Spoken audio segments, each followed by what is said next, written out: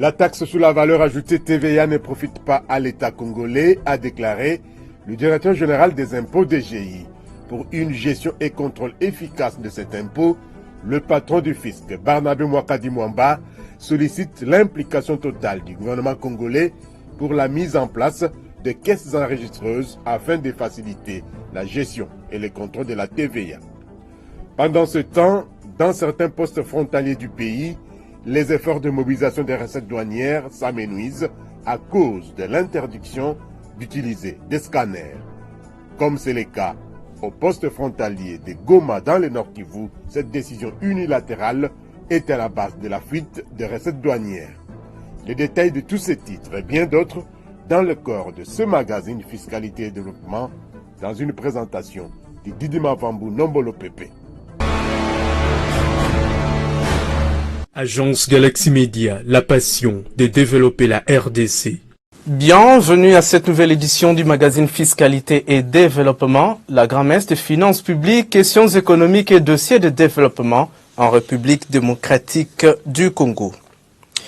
En séjour de travail dans la province douanière du Katanga, la directrice générale de Douanes et Axes a visité il y a quelques jours les nouvelles installations douanières de Kasumbalesa. Jeanne Blanilka Wanda-Walwom était accompagnée du chairman de l'AOFES pour une évaluation de réalisation faite par cette firme sud-africaine dans le cadre du contrat de partenariat qui la lie au gouvernement congolais. C'est un reportage de notre correspondant dans le Grand Katanga, Lambert Yuma Ramazani. Aussitôt arrivé à Lubumbashi, le directeur général de la DGDA et sa délégation en cortège se sont rendus à Kasumbalesa, poste faisant frontière avec la Zambie et distant de 100 km du chef-lieu du Haut-Katanga.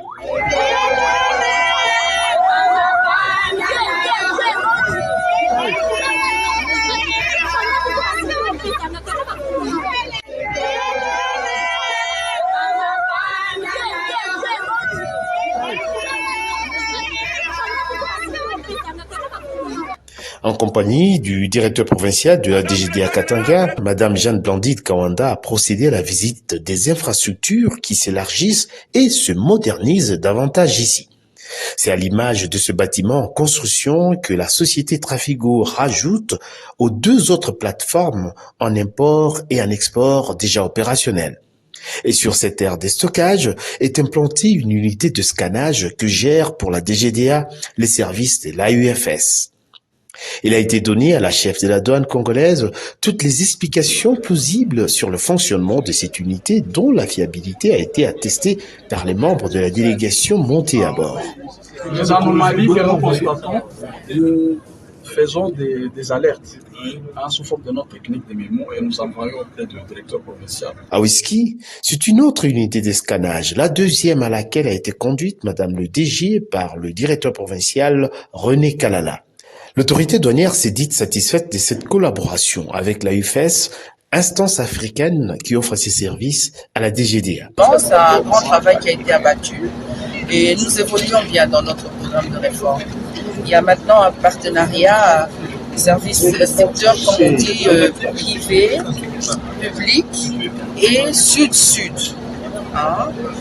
Qui fonctionne très très bien et nous avons ensemble avec AUFS défini élaboré un plan d'action pour l'année 2022 qui nous guide. C'est un tableau de bord dans les activités que nous allons mener dans la réforme notre programme de réforme et de modernisation. Sentiment de franche collaboration que partage aussi M. James Ndambo, chairman de AUFS, présent sur les lieux. Absolument, nous sommes très satisfaits.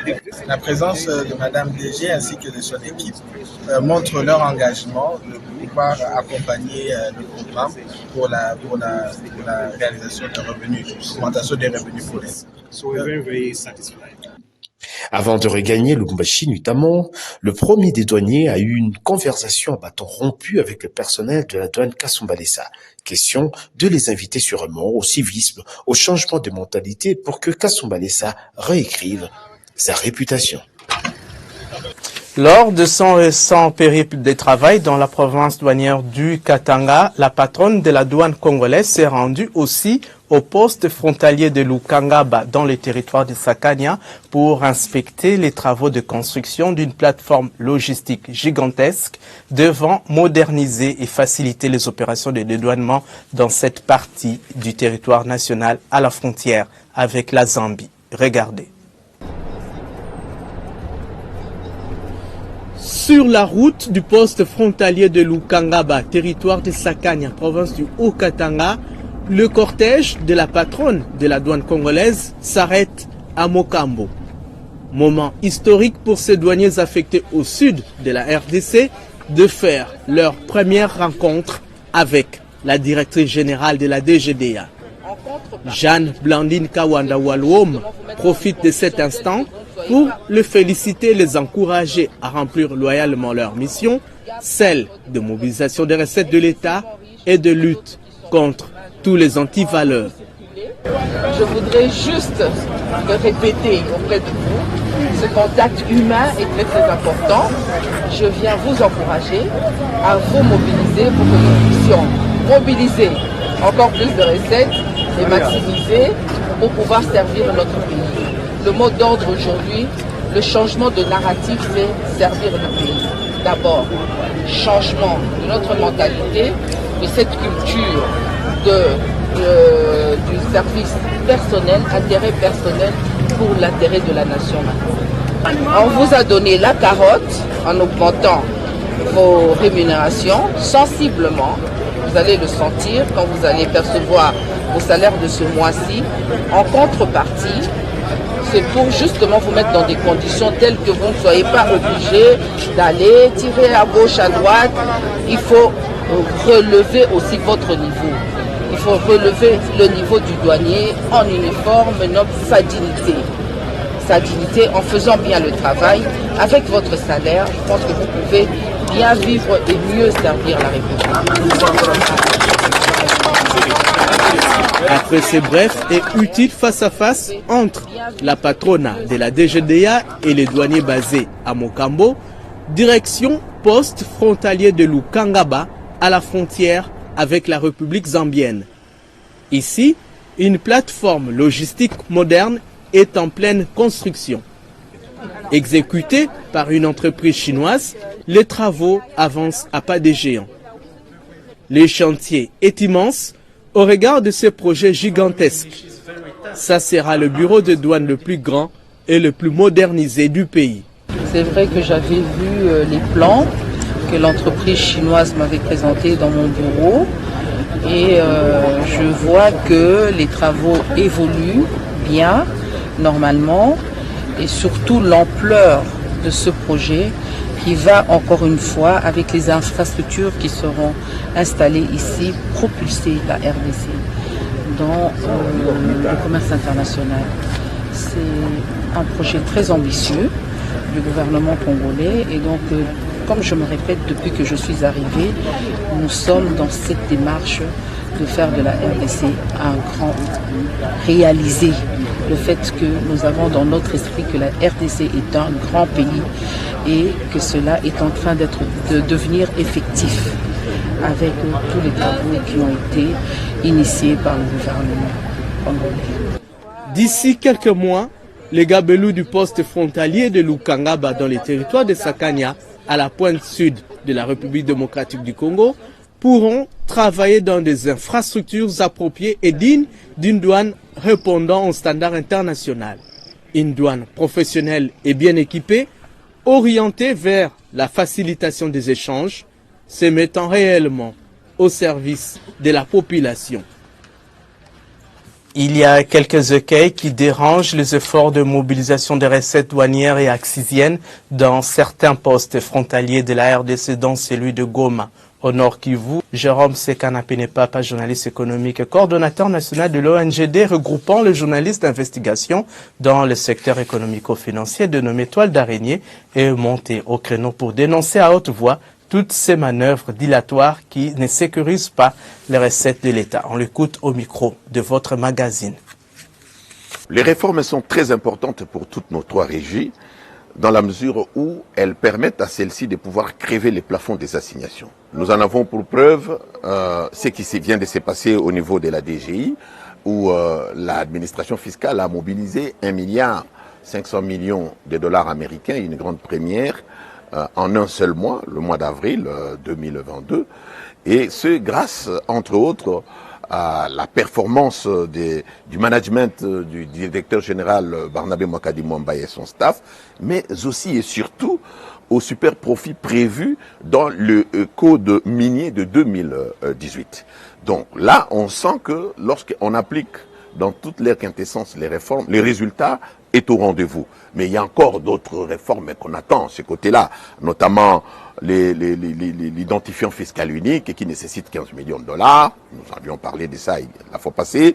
Mais il y a également 19 millions qu'il faut mobiliser pour, par exemple, arriver à acheter les caisses enregistreuses dans la mesure où le BCECO avait déjà lancé un appel d'offres pour les fournisseurs qui peuvent mettre ces équipements qui sont des terminaux, des banques commerciales à la disposition de l'administration fiscale.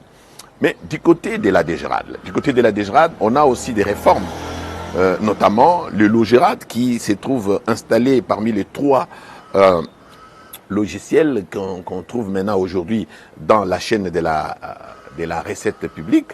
Vous avez Isis Régie, vous avez le LOGERAD, mais également l'entrepôt des données. Au jour d'aujourd'hui, toutes les phases, les 4 phases, la constatation, la liquidation, l'ordonnancement et le recouvrement, sont automatisées. Cela veut dire que les 2 premières phases qui concernent les services d'assiette sont automatisées, mais également les 2 dernières phases qui concernent l'administration de la DGRAD sont aussi informatisées. On a constaté également qu'au niveau de la DGDA, il y a aussi des efforts à faire. Il y a un problème sérieux au niveau de la DGDA. Certaines bouches pensent que la DGDA a observé une certaine contre-performance. Non, il n'y a pas de contre-performance. Quand vous regardez les statistiques de mobilisation des recettes de l'année 2021 par rapport à l'année 2022 dans la même période, vous constatez qu'il y a un accroissement de plus ou moins 40%, ce qui explique l'effort constant observé au niveau de l'administration douanière qui fait que les recettes augmentent au lieu de régresser, la courbe est toujours ascendante. Mais le grand problème qu'on a aujourd'hui au niveau de la douane, c'est que les législateurs est allé vite en besogne. Et le législateur a mis la charrue devant le bœuf. Il y a une grande réforme qu'on appelle la traçabilité de produits d'accise qui n'est pas encore implémentée. Et quand bien même les textes sont là, mais il y a une certaine résistance qu'on observe au niveau des sociétés brassicoles. La DGDA n'a pas encore mis la main sur, par exemple, les statistiques des sociétés de télécommunications. Ceux qui produisent des lots ne donnent pas des statistiques fiables. Donc, il faut un effort. Le gouvernement doit taper 10 points sur la table pour permettre l'implémentation de cette réforme. Mais on peut aller encore plus loin. Il y a aussi des erreurs de gestion.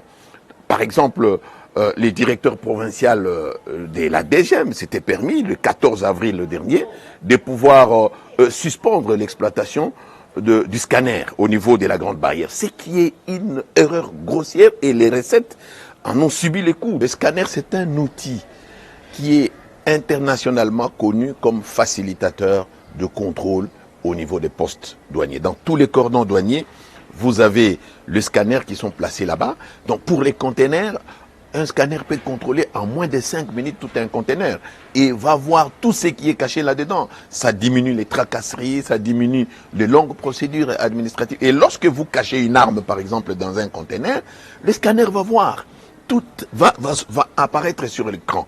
Alors, on ne peut pas interdire un outil comme celui-là dans une frontière où nous avons des problèmes interminables avec le voisin, qu'on ne puisse pas dénicher ce qui est caché. Et la plupart des fois, on a vu même les agents de la Monisco cacher les coltans, la cassitérite dans leurs véhicules. On a vu des marchandises, des liqueurs, du vin luxueux qu'on a caché donc des marchandises de toutes sortes sont souvent cachées. Alors, on ne peut pas se réveiller du jour au lendemain, dire que non, nous suspendons l'exploitation des scanners, alors que ces scanners-là sont là depuis 10 ans et sont certifiés, homologués et font du travail qui ne nuit pas à la santé des citoyens. Vous savez que nous sommes à la frontière avec le Rwanda, et les Rwandais nous le reprochons souvent de nous avoir attaqués, il y a des agressions et consorts, c'est qu'on a constaté que grâce à ces scanners, on a pu déceler beaucoup de fraudes. Pourquoi? Et au nom de quoi quelqu'un qui n'a pas compétence peut se réveiller un jour et commencer à dire non, je suspends, je vous donne un ultimatum de 7 jours, il ne faut pas que les scanners puissent fonctionner. Sous prétexte que, bon, on doit protéger les gens. Mais c'est homologué. Ces équipements existent là depuis 10 ans, s'il vous plaît. Et ces équipements permettent à ce qu'on puisse déceler les fraudeurs. On a arrêté les fraudeurs là-bas et ça a un impact positif sur la mobilisation des recettes. Donc on ne comprend pas comment quelqu'un de la DGM peut se permettre de prendre une décision qui relève du gouvernement et sous prétexte que sur instruction de la haute hiérarchie. Cette haute hiérarchie-là, on doit la définir. La haute hiérarchie ici, c'est le président de la République. La haute hiérarchie ici, c'est le gouvernement. Et ce n'est pas quelqu'un qui n'a pas le pouvoir de pouvoir fermer la douane ou encore interdire un équipement de pouvoir fonctionner. Ça ne peut pas se faire de cette manière-là. On a vu encore en date du 11 avril un autre responsable de la DGM fermer la frontière des Loufou pendant 4 jours, du 11 au 14, tout simplement parce qu'il y avait un petit malentendu entre la douane et la DGM. Donc ce sont des choses comme ça, on doit éviter. Bien sûr que le gouvernement a du pain sur la planche, le gouvernement a besoin d'argent, et pour le moment, on constate que les régies financières sont en train de mobiliser au-delà des attentes les recettes. Eh bien, il faut que le gouvernement prenne les dispositions. On doit ouvrir, comme l'a exigé d'ailleurs l'IGF qui a écrit une correspondance que j'ai vu passer sous mes yeux. On doit ouvrir les scanners, et ces scanners n'est pas dangereux pour la santé. Donc, dès là à penser qu'il y a une complicité entre les fraudeurs et ceux-là qui prennent ces décisions, il n'y a qu'un pas. Alors, il n'y a pas de problème, il n'y a pas une certaine complicité, pourquoi on doit suspendre le fonctionnement d'un scanner aussi important pour la maximisation des recettes à la Grande Barrière au niveau de Goma? Et pourquoi quelqu'un peut se réveiller comme ça et fermer la frontière? Par exemple, ce qu'on a vécu du 11 au 14 avril dernier à Loufou.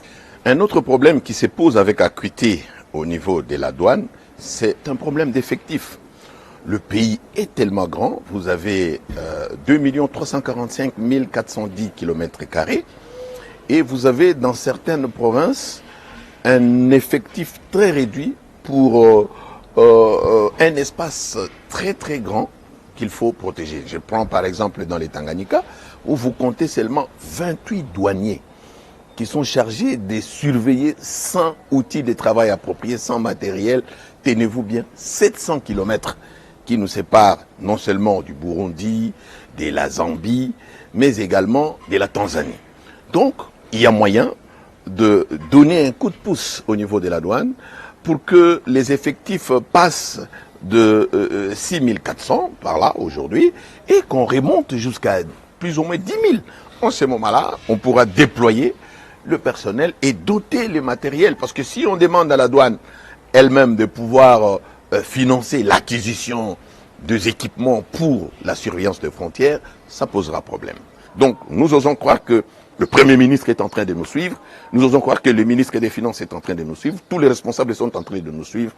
Arrêtons de faire ces pratiques datant-là qui faisaient que les gens étaient plus forts que les institutions. Ici, la frontière, on ne la ferme pas de n'importe quelle manière et on ne peut pas suspendre un scanner. Des scanners sont installés partout à travers le monde, on ne les suspend pas de cette manière-là. Et lorsqu'on veut mettre en action les scanners pour éviter les irradiations, eh bien, on met les gens très loin parce que les scanners émettent quand même des irradiations. Nous osons croire que ce que nous venons de dire va permettre au gouvernement de pouvoir mettre le bouchée double et corriger tout ce qui navigue à contre-courant de ses objectifs. À Kinshasa, la DGDA a organisé du 6 au 20 mai 2022 au guichet unique de la DGDA Kinville un séminaire de formation sur la passation des marchés publics et des partenariats publics-privés à l'intention de ces cadres et agents. Objectif, faire acquérir aux apprenants l'expertise requise pour une gestion parfaite de dossiers relatifs à la passation des marchés publics et de partenariats publics-privés. C'est un reportage de Jocelyn Babalomba sur les images d'Armen Matondo. Ils sont venus de la direction juridique et contentieux de la Direction générale des douanes et axes DGDA. Ces cadres et agents composée des directeurs, sous-directeurs, inspecteurs et contrôleurs, ont été formés durant 2 semaines par les experts du Centre de vulgarisation du droit congolais sur la passation des marchés publics et les partenariats publics-privés consacrés respectivement par la loi numéro 10/010 du 27 avril 2010 et celle numéro 18/016 du 9 juillet 2018 qui s'inscrit dans le cadre de la bonne gouvernance prônée par le président de la République, laquelle constitue le cheval de bataille de tous les jours de la haute direction des douanes et accises. Les participants à cette formation ont salué cette initiative aux résultats concluants. Cet ensemble d'objectifs patiemment étudiés et bien coordonnés qu'en 2 semaines ont tous donné des résultats escomptés, à savoir maîtrise suffisante de missions et attributions de l'ARMP et de la DGCNP comme organe de régularisation de commandes publiques en République démocratique du Congo et sa démarcation des autres organes du système de la commande publique NP. Maîtrise des concepts de base et des outils techniques de la commande publique. 3. Bonne attitude dans l'utilisation de procédures de passation, de contrôle et de règlement des litiges des marchés publics. Ce séminaire de formation a permis aux apprenants d'être suffisamment outillés sur la maîtrise du processus de la gestion des dossiers des marchés publics et des partenariats publics-privés.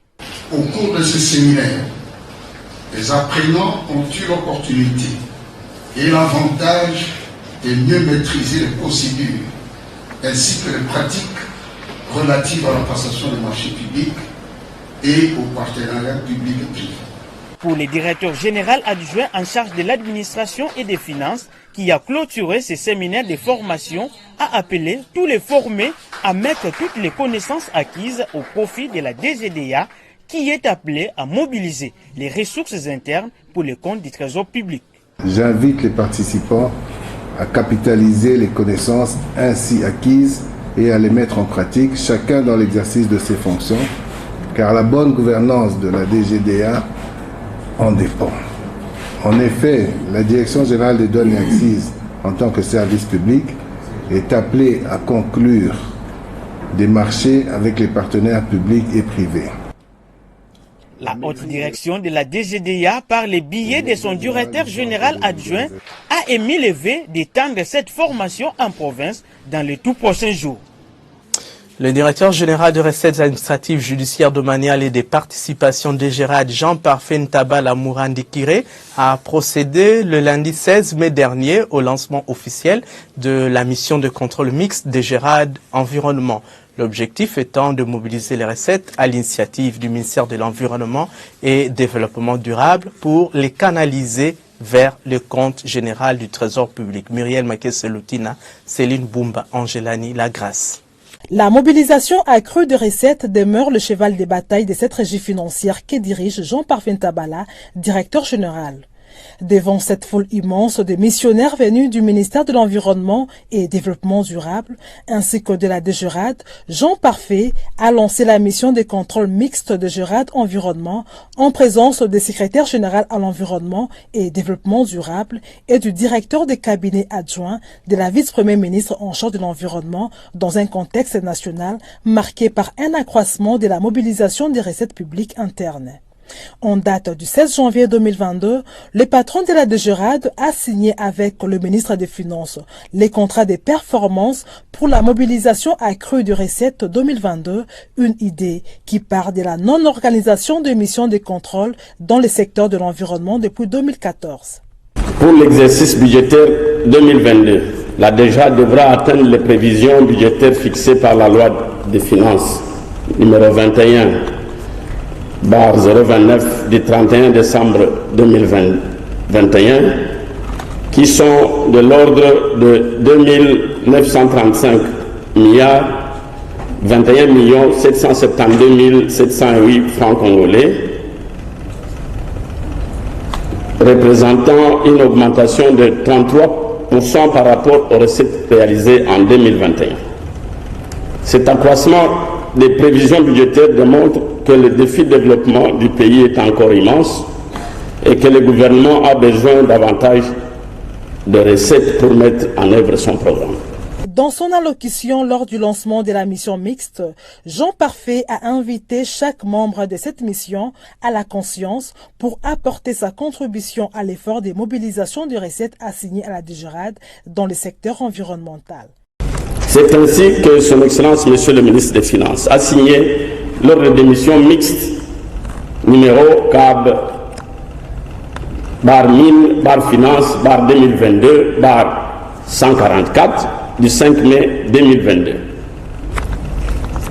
Pour une meilleure réalisation de cette mission de contrôle, je vous exhorte à manifester un comportement exemplaire auprès des assujettis qui, du reste, sont nos partenaires avec qui nous avons toujours souhaité développer un climat de collaboration franche dans le respect des lois et règlements régissant les recettes non fiscales. Aussi, il vous est demandé de réaliser cette mission avec professionnalisme et célérité dans le traitement des dossiers. L'amélioration du niveau de mobilisation des taxes d'implantation TI, de la taxe rémunératoire annuelle TRA et de la taxe des pollutions TAPO, dont les assignations s'élèvent à 108 milliards 760 millions 592 304 francs congolais au total pour l'exercice en cours, la lutte contre les fausses déclarations, ainsi que la minoration de bases taxables, l'élargissement de l'assiette des TRI, TRA et TAPO par l'identification des nouveaux assujettis sont donc les objectifs spécifiques visés par la DGRAD pour mobiliser les recettes à l'initiative du ministère de l'Environnement. Benjamin Toyirambe Bamoninga, secrétaire général à l'Environnement, a souligné que c'est une mission très attendue entre ces deux institutions, la DGRAD et le ministère de l'Environnement. Aux assujettis, ils doivent ouvrir leurs portes aux missionnaires pour la réussite de la dite mission en posant des actes patriotiques. Alors, je commence à remercier la DGRAD. C'est une mission très attendue. Depuis longtemps, on a souhaité qu'il y ait une mission mixte entre nos deux institutions parce que nous faisons corps, un seul corps, mais malheureusement, ça n'a jamais eu lieu. Mais le message que je dois lancer aujourd'hui, d'abord, je dois le lancer aux missionnaires. Pourquoi aux missionnaires? Parce qu'ils seront sur le terrain. Il faut qu'ils fassent un effort que les assujettis ne sont pas leurs assujettis. Ce sont des partenaires de la République démocratique du Congo. Et maintenant, le message aux assujettis, c'est-à-dire à nos partenaires, il faut que leurs portes soient ouvertes aux missionnaires. Il est vrai, avec les rapports que j'ai eu chaque année, parce que c'est ma 4e année que je suis au ministère de l'Environnement en tant que responsable de ces ministères, il y a toujours les assujettis qui ne sont pas des assujettis, mais qui sont utilisés à l'intérieur de ces assujettis dans leur société. Je lance un message particulièrement à eux, que si on tombe sur eux, et il va perdre son travail. En effet, loin d'être assimilé à la tracasserie qui peut nuire au climat des affaires, les contrôles est un exercice légal sous-tendu par les dispositions de l'ordonnance loi numéro 13/003 du 23 février 2013, telle que modifiée et complétée à ce jour. En ce qui concerne les données techniques, la direction des contrôles et de l'ordonnancement des recettes domaniales de la DGRAD a été instruite pour mettre à la disposition des équipes tous les éléments disponibles. La taxe sur la valeur ajoutée TVA telle que perçue ne profite pas à l'État congolais, a affirmé Barnabé Mwakadi Mwamba, directeur général des impôts DGI, vendredi 20 mai 2022, après avoir été reçu par le premier vice-président de la Chambre haute du Parlement. Pour que cette taxe profite à l'État, les patrons des impôts sollicitent l'implication du gouvernement pour la mise en place des caisses enregistreuses afin de faciliter la gestion et le contrôle de la TVA. D'après le numéro 1 des impôts, la TVA enrichit aujourd'hui les contribuables parce que l'administration fiscale congolaise ne sait pas la gérer. Depuis l'instauration de la TVA en République démocratique du Congo, plusieurs écueils sont enregistrés, compliquant ainsi la tâche aux services mobilisateurs. D'où la nécessité et l'urgence de renforcer le contrôle des assujettis. Terminons le chapitre DGI avec ce communiqué lu ici par Geneviève Mizegele-Katengesia. La Direction générale des impôts DGI en sigle porte à la connaissance des contribuables dont liste est reprise dans les organes de presse en annexe relevant ou ayant relevé de la direction des grandes entreprises ou du centre des impôts de Kinshasa qu'en vue de la mise à jour de leurs comptes courants fiscaux, ils sont invités soit à faire parvenir en dur au plus tard le 31 mai 2022 contre accusé de réception au secrétariat de l'inspection des services 6 au local 3.0D du 3e niveau de l'hôtel des impôts derrière la banque Trust Merchant Bank SA TMB, ex-Nouvelle Banque de Kinshasa NBK, soit à scanner à l'adresse email ci-après secrétariat suite dgi@gmail.com les photocopies des attestations de paiement correspondantes, les récépissés de leurs déclarations fiscales indiquées. Passé ces délais, tous les articles des récépissés qui n'auront pas encore été apurés seront considérés comme non encore honorés et feront en conséquence l'objet de poursuites en recouvrement forcé conformément à la loi. Fait à Kinshasa le 5 mai 2022, Barnabé Mokadimwamba, directeur général. L'inspection générale de finances, IGF, dans son volet échange citoyen, a invité jeudi 19 mai 2022 les syndicalistes du secteur public venus de toutes les provinces du pays, et c'est dans le souci d'obtenir une appropriation collective dans la lutte contre les antivaleurs, notamment la corruption et les détournements des deniers publics. C'était dans l'amphithéâtre Félix-Antoine Tshisekedi Chilombo, au siège même de cette institution Ruth Kambaji et Landry Nyang Lostine. Reportage. À chaque édition de l'échange citoyen, une nouvelle catégorie d'acteurs. 6e séance d'échange, catégorie d'acteurs, les syndicalistes du secteur public. Car, pour l'IGF, dans la lutte contre les antivaleurs, dont la corruption et les détournements des deniers publics, toutes les catégories socio-professionnelles doivent être mises à contribution pour éradiquer ces maux qui plombent le développement de la République démocratique du Congo. C'est dans cette logique que l'Inspection générale des finances et IGF a mis à contribution les syndicalistes du secteur public venus de toutes les provinces du pays. Objectif ultime pour l'IGF, échanger avec eux et les conscientiser à bannir à tout jamais les antivaleurs, s'impliquer sans faille dans la surveillance de la gestion financière aussi bien de l'État que des entreprises, établissements et services publics, gage du bien-être de leurs syndiqués salariales et l'amélioration de la gestion publique. Je voudrais avant toute chose rendre hommage à son Excellence Monsieur le Président de la République, chef de l'État, le véritable père de la bonne gouvernance en RD Congo. La bonne gouvernance, non pas des mots, mais la bonne gouvernance qui se matérialise par des faits et dont demain nous allons certainement voir les conséquences positives sur la vie sociale de nos populations. Parce que, comme vous le savez, pour la première fois, la bonne gouvernance en RD Congo a produit des résultats jamais réalisés. Le pays, petit à petit, est en train de faire des avancées sur le plan de la mobilisation des recettes, sur le plan de l'amélioration de la trésorerie de l'État, sur le plan de l'amélioration de la trésorerie des établissements publics et entreprises de l'État, sur le plan des réserves d'échange et beaucoup d'autres éléments. Nous devons avoir les mêmes objectifs parce que vous êtes là pour défendre les salariés, vous êtes là pour négocier les accords au profit des salariés, et pour que ces accords ou ces intérêts de vos salariés puissent se matérialiser, on a besoin de l'amélioration de la gestion. Et pour obtenir l'amélioration de la gestion, il faut un contrôle efficace. Voilà pourquoi nous devons tous avoir les mêmes objectifs.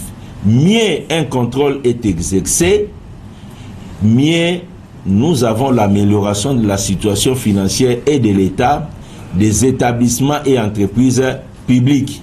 Objectif ultime pour l'IGF, échanger avec eux et les conscientiser à bannir à tout jamais les anti-valeurs, s'impliquer sans faille dans la surveillance de la gestion financière aussi bien de l'État que des entreprises, établissements et services publics, gage du bien-être de leurs syndiqués salariés et l'amélioration de la gestion publique.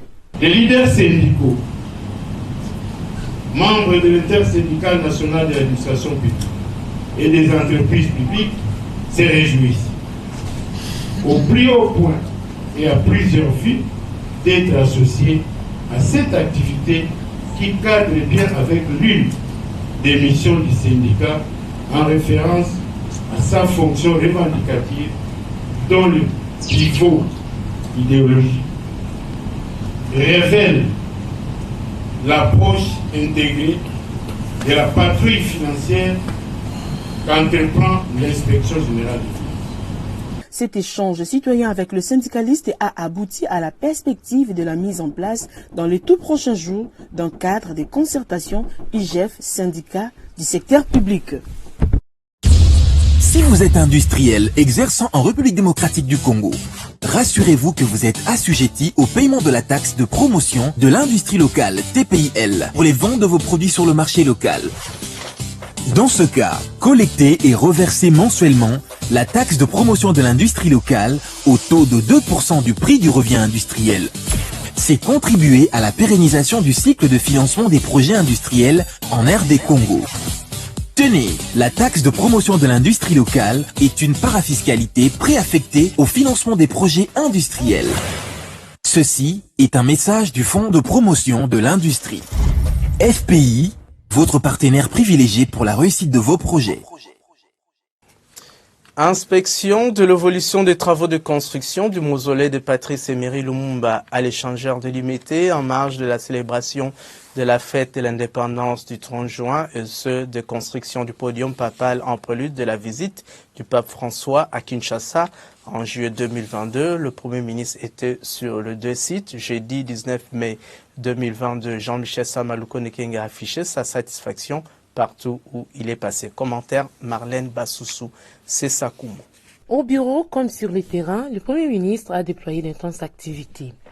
Avec la distinguée première dame, Denise Nyakiro Tshisekedi, le chef du gouvernement a eu une longue séance de travail sur les préoccupations de la fondation Denise Nyakiro Tshisekedi et les soutiens gouvernemental au programme Excellencia, la prise en charge de personnes souffrant de la drépanocytose, l'autonomisation des femmes, leur éducation et leur implication au sein des forces armées et la défense, ainsi que l'amélioration de la condition de la femme congolaise et de recherche pour la lutte contre la drépanocytose, sachant que la Fondation a financé des études techniques et mis à la disposition du projet d'un site. Remerciement de Denise Nyakiro au chef du gouvernement pour la prise en compte de son plaidoyer sur l'accès des femmes à des postes de responsabilité dans différentes institutions du pays, plaidoyer qui a porté ses fruits. On sait que l'on compte 27% des femmes au gouvernement Samalukonde. Le gouvernement de la République ne ménage aucun effort pour que le mausolée du tout premier ministre de la République démocratique du Congo, fait Patrice Emery Lumumba, soit prêt avant le 30 juin 2022, date commémorative de l'indépendance, mais également une date choisie pour recevoir les reliques du héros national. C'est dans cette perspective que le Premier ministre Jean-Michel Samalukonde a effectué ce jeudi 19 mai 2022 à l'échangeur de l'Imité une visite d'inspection des travaux de construction de ces grands mémorials. C'était en présence de quelques membres du gouvernement, dont la ministre de la Culture, Arts et Patrimoine, celui de la Communication et Médias, du gouverneur de la ville-province de Kinshasa, du bourgmestre de la commune de Limete et plusieurs autres personnalités. Sur ces chantiers, plusieurs ouvrages sont en train d'être aménagés en vue d'offrir un site digne au tout premier ministre de la République démocratique du Congo. À en croire l'architecte et les responsables de l'entreprise qui exécute les travaux, les mausolées sera livré avant le 30 juin 2022. Faisant d'une pierre deux coups, le Premier ministre a mis le cap sur l'aéroport d'Endolo dans la commune de Barumbu. Objectif, s'assurer de la bonne préparation de la visite papale en RDC prévue du 2 au 5 juillet 2022. Nous sommes dans la visite à la suite de toutes les rencontres que nous avons avec l'Église, notamment l'Annonciature ainsi que la Synco, pour nous assurer de la bonne préparation de la visite papale ici du 2 au 5 juillet 2022. Et donc, sous cette invitation de son Excellence Monsieur le Président de la République, Félix-Antoine Tshisekedi, le pape a bien voulu nous honorer de sa présence ici et il est bien que nous puissions l'accueillir dans de bonnes conditions. Signalons que le pape François sera le deuxième souverain pontife à fouler le sol congolais après la double visite de Jean-Paul II en 1980 et 1985. Les projets de développement des infrastructures de base dans les Hauts-Katanga ont été présentés au Premier ministre Jean-Michel Samaloukonde vendredi 20 mai 2022. C'était au cours d'une audience accordée à la délégation du Katanga, conduite par le ministre provincial des infrastructures, Miguel Kachal-Katembe. Lors de la 54e réunion du Conseil des ministres dirigé par le président de la République par visioconférence, plusieurs points ont figuré à l'ordre du jour, dont voici quelques-uns dans ces comptes rendus faits par le ministre de la Communication et Médias, porte-parole du gouvernement, Patrick Mouyaya Katembwe. 5e point de la communication du président de la République. Élargissement de la zone économique spéciale de Maluku par insertion de la société sidérurgique Socider. Le président de la République a informé le Conseil qu'à la suite de la mission conduite du 25 au 28 avril 2022 au Gabon et au Bénin par la vice-première ministre, ministre de l'Environnement et du Développement durable, des investisseurs ont émis le vœu de travailler avec le gouvernement pour la relance des activités de la Socider, société qui ambitionnait à sa création la production de l'acier dans les segments supérieurs des industries du secteur sidérurgique dans le cadre de l'opérationnalisation de la zone économique spéciale de Maluku. Cette opportunité a retenu l'attention du président de la République dans la mesure où la relance de la Socider constitue un pari gagnant pour le gouvernement congolais dans sa stratégie de réindustrialisation de son économie. Les ministres du portefeuille, des Finances, de l'Industrie, sous la coordination du Premier ministre, ont été chargés d'entamer les négociations avec le partenaire intéressé en vue de concrétiser le projet de relance de la Socider. La vice-première ministre, ministre de l'Environnement et du Développement durable, a été quant à elle chargée de s'assurer de la conformité aux normes environnementales.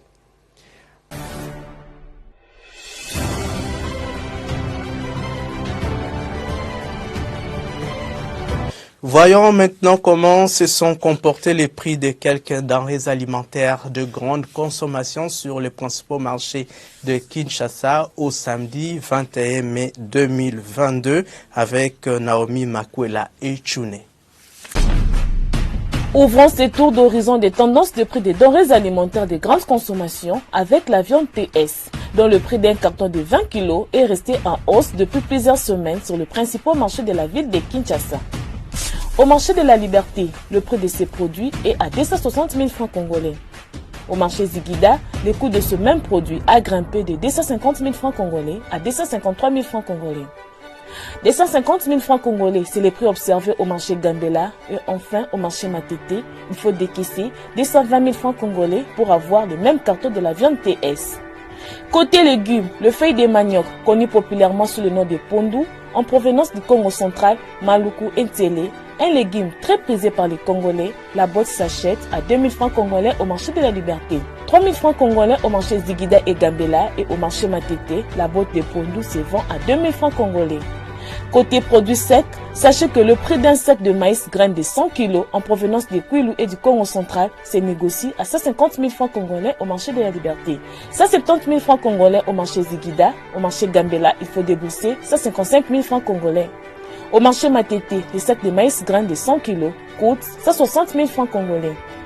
Pour le sac de costettes de manioc, il se vend à 125 000 francs congolais au marché de la Liberté, 130 000 francs congolais au marché Zigida et 120 000 francs congolais à la fois au marché Gambela et Matete.